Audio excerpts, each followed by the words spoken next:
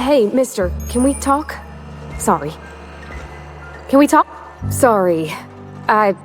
You just want to get out of here. And you likely don't want to tag along like me. It's just, Mr. Thompson has his own view on matters, on account of it's his job and what all, but that's not the only side of the tale. To Mr. Thompson, a person's a gear. It does its job quiet-like. If it squeaks or stutters, it gets replaced. The deserters are decent folk.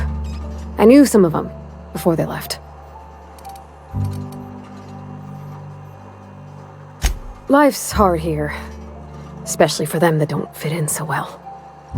We're one big Spacer's Choice family, but every family's got the one the rest whisper about. Mr. Thompson's aiming to take away their power. They'll have no lights to see, nor heat to cook. They'll be at the mercy of marauders, or worse. I think you should talk to the town's vicar about it. Max, his name is.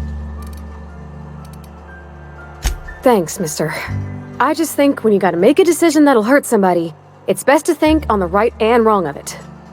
That's what my dad used to say anyways.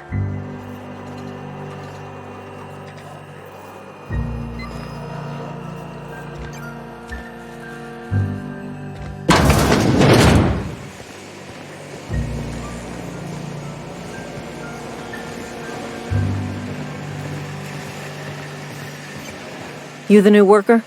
Whatever. Make it quick, Tenderfoot. I'm busy.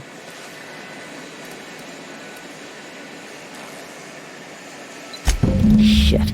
Silas still on about that. Here, take the fees. I'd appreciate it if you didn't tell Reed I was late on my payment. Because they're not my fees and not my gravesite. Guy I worked with shot himself. I paid the bill.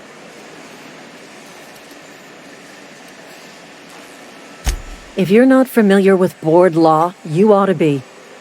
Law requires delinquent gravesite fees to be paid by the deceased party's closest living relative, which meant me. Shame, though. Eugene was a good worker. Woke up one morning and put a round through his upper story. Can't imagine why. The kid was doing all right at his desk. We all thought he was an upstanding receptionist. Just between the two of us, I'm pretty shocked his weapon didn't misfire. Spacer's Choice handguns aren't the most reliable. Eugene wasn't family. Yeah, I was the closest living person relative to his body at time of death. I'm the one who found him, you see, so I pay the fines. Suicide's a crime. The legal term is irreparable damage to company property. What Eugene did to himself was vandalism.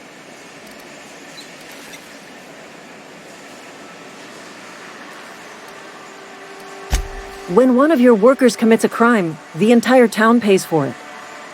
In other words, Edgewater would have been penalized pretty hard.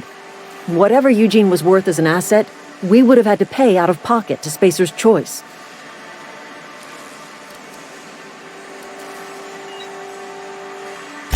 Look around.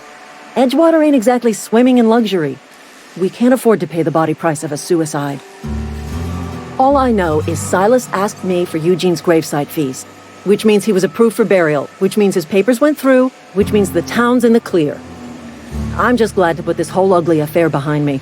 Eugene can rest his bones in peace, and the rest of us can get on with our own lives.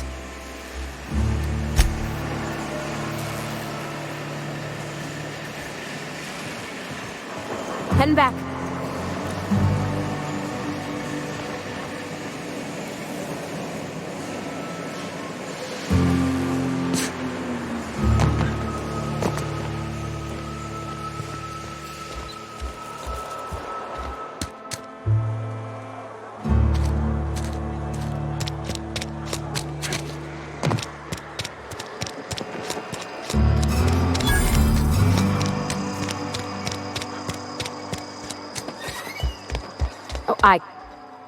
What can I do for you?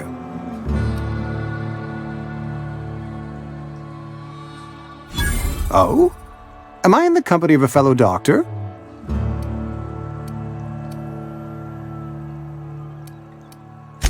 Experience was my teacher. Experience and... So, you want to be an embalmer, brochures 1 through 5. courtesy of the Spacer's Choice Department of Career Development. Go ahead. The plague's come at us with a vengeance this year. Lost 6 workers in as many months. I wouldn't call them good workers, mind you. If they were any good, they'd have been treated. Still, it is a shame.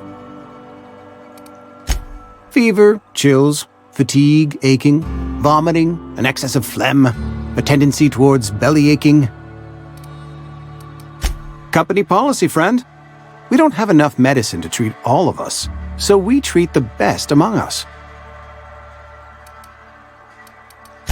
Mr. Thompson's brainchild. Have you met him yet? Thoughtful-looking fellow, stares out of his office most hours. Edgewater has been good to me. I consider myself privileged to work here. I am never wanting for work, not since the plague started. As the good vicar says, work fortifies the spirit of a man. If you want to feel exhausted, try not having any work.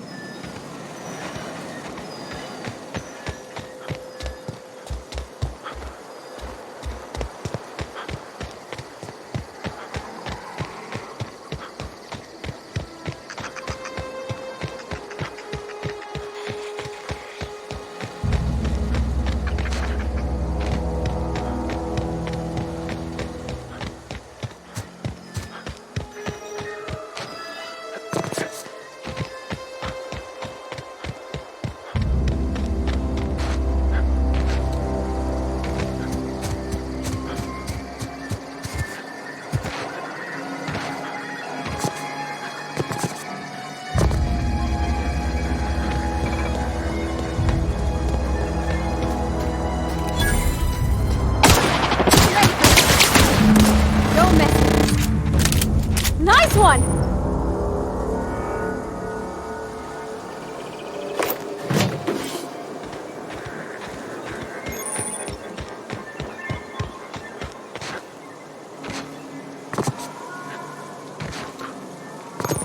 I'm going.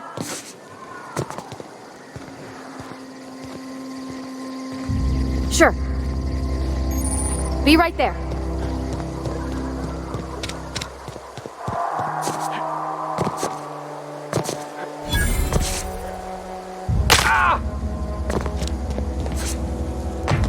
When I was little, we'd get freighters in every Sunday noon. Bring us honor, soldier. You beat that scout to scrap with its own legs? Pulled its optic cables out its head case? Actually, don't tell me. Rather use my imagination. You're a passing fair soldier, I will confess. But you are one, and the enemy is legion. What you need is an equalizer. A weapon to strike fear in their cold, mechanical hearts. Cantina, lavatory, behind one of the toilets. That's where I've kept it hidden all these years. Sharp, ain't it? The lavatory is the very last place a mechanical has need to enter.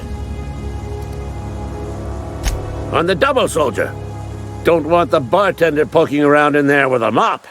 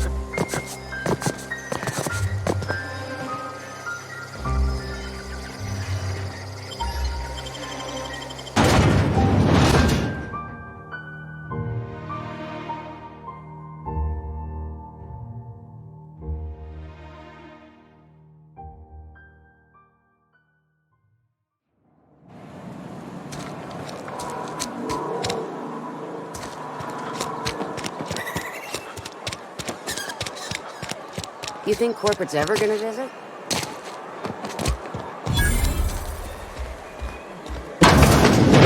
You're not a big drinker, are you? The latest report? I don't know you. Amelia Kim, Spacer's Choice Beverage Dispenser. I don't know what you're about, but this here's a Spacer's Choice drinking establishment. We're all loyal, hard-working company folk here. Nah, I'm contractually obligated to serve you. Just not gonna be too happy about it. If you're gonna have a drink, I'd like to ask that you do it within the premises. Can't have you taking drinks over to those deserters.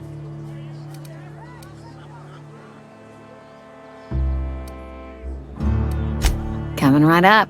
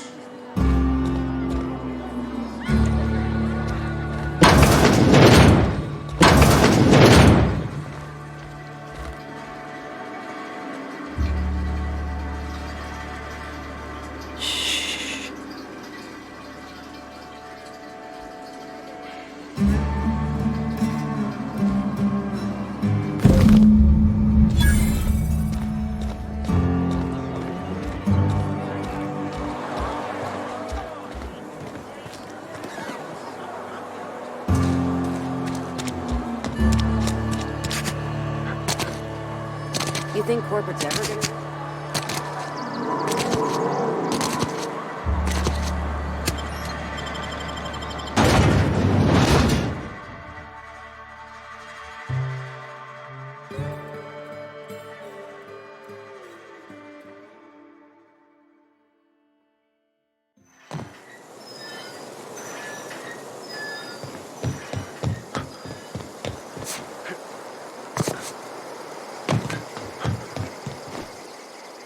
Bring us honor, soldier. Feast your eyes, soldier. This here is a genuine Spacer's Choice injury customizing unit, designed to deliver a lethal blast of electrical discharge. I call it the Hand of the Law. You ever want to see a mechanical flailing around like a grounded fish? You stick a couple thousand volts in its guts. With compliments from old Ludwig.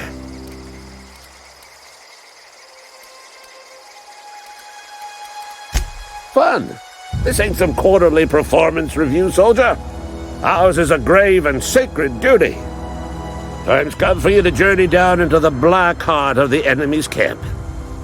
I'm talking about the old geothermal plant. Unfortunately, the old plant lies outside my board-given jurisdiction. You'll need to get a passcode from the boss, Reed Thompson. I've been after a passcode for years. Boss said no on account of my gross incompetence with all matters related to security. I need you to get us the brain of a mechanical. Well, not exactly a brain. Anatomically speaking, what we're looking for is a logic module. There's the rub. If a mechanical breaks down, the logic module fries, so you can't rip one out of its corpse. You're going to have to find an intact model somehow. I don't reckon so. I work with gears and pistons and such. Stuff you can put hands to. Computers and mechanical brains are outside my ken. You know, she names the mechanicals she fixes. Calls them Bess and Clancy and so on. You keep a careful eye on her. Could be a sympathizer. Don't tell anyone, all right? I've got a contact. A real expert in the inner workings of the automaton. We are gonna rip those mechanical secrets right out of their circuits.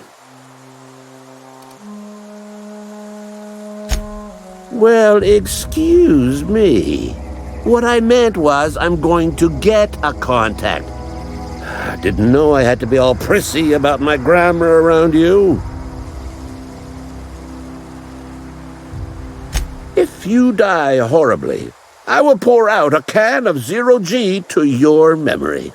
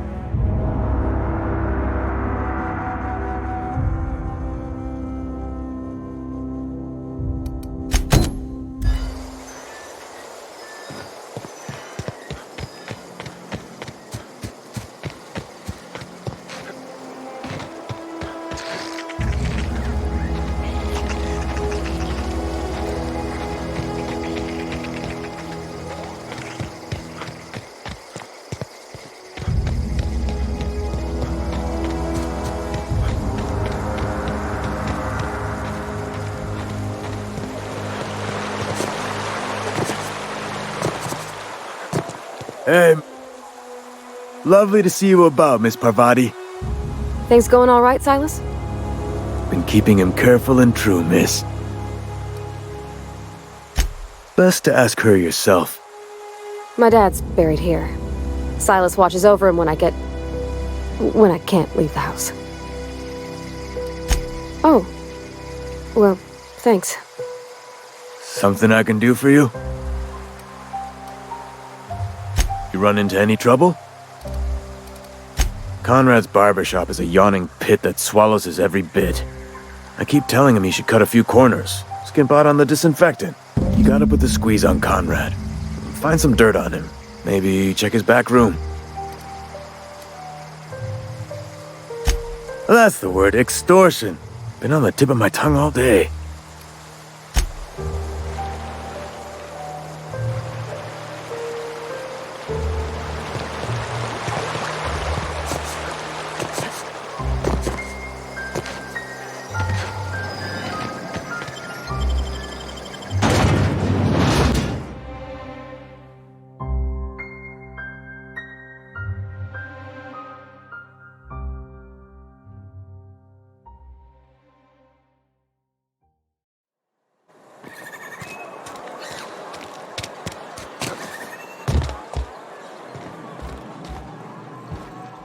What can I do for you?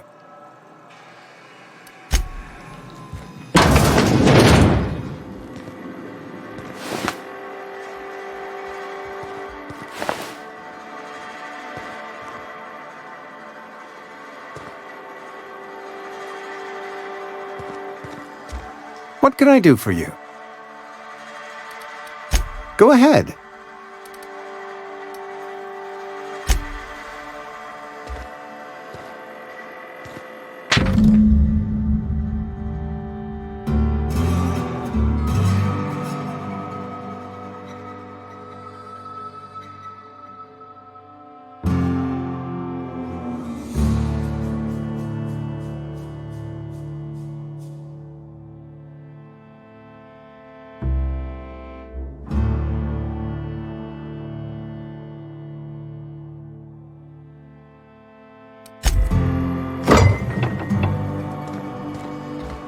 What can I do for you?